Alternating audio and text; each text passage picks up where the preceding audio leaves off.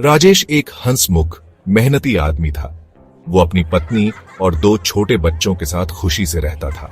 वो एक छोटी सी फैक्ट्री में काम करता था और हर दिन कड़ी मेहनत करके अपने परिवार का पेट पालता था। राजेश साईं बाबा का परम भक्त था। हर गुरुवार को वो शिरडी जाकर बाबा के दर्शन करता था और अपने परिवार की खुशहाली के लिए प्रार्थना करता था।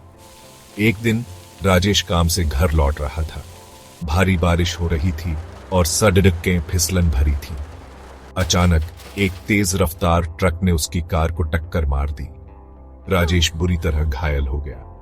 उसके शरीर की कई हड्डियां टूट गईं और वो खून से लथपथ बेहोश हो गया। आसपास के लोग तुरंत उसे अस्पताल ले गए। डॉक्टर ने कहा कि उसकी हालत बहुत नाजुक है और बचने की उम्मीद बहुत कम है। राजेश की पत्नी सीमा ये सुनकर टूट गई। उसने अपने बच्चों को गले लगाया और साईं बाबा से प्रार्थना करने लगी। अस्पताल के बिस्तर पर राजेश की चेतना धुंधली थी। उसे लगा जैसे मौत उसके करीब आ रही है। उसे अपने बच्चे, अपनी पत्नी याद आए। उनकी जरूरतें, उनकी उम्मीदें उसे कचोटने लगी। उसने मन ही मन साईं बाबा से प्रार्थना की, बाबा मुझे मत छोड़ो, मेरे बच्चे छोटे हैं, मेरी पत्नी अकेली है, उन्हें कौन देखेगा? बाबा मुझ पर दया करो, मेरी जान बचाओ। उस रात राजेश को एक सपना आया। सपने में उसने देखा कि वो शिरडी में है और साईं बाबा के चरणों में बैठा है। साईं बाबा ने प्यार से उसकी ओर देखा और अपने हाथों से उसके सिर पर हाथ फेरा। उनकी आंखों में असीम करुणा थी। उन्होंने कहा, राजेश डर मत, मैं तुम्हारे साथ हूं। तुम्हारी श्रद्धा मुझे खींच लाई है, तुम जल्द ही ठीक हो जाओगे।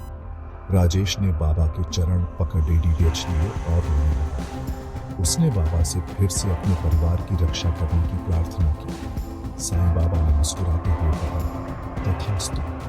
जब राजेश की नींद खुली तो उसे एक अद्भुत शांति महसूस हुई। उसका दर्द कम हो गया था। राजेश की हालत में चमत्कारिक रूप से सुधार हो रहा था। कुछ ही दिनों में वो उठकर चलने फिरने लगा। राजेश पूरी तरह से स्वस्थ हो गया। डॉक्टर ने कहा कि वो जानता है।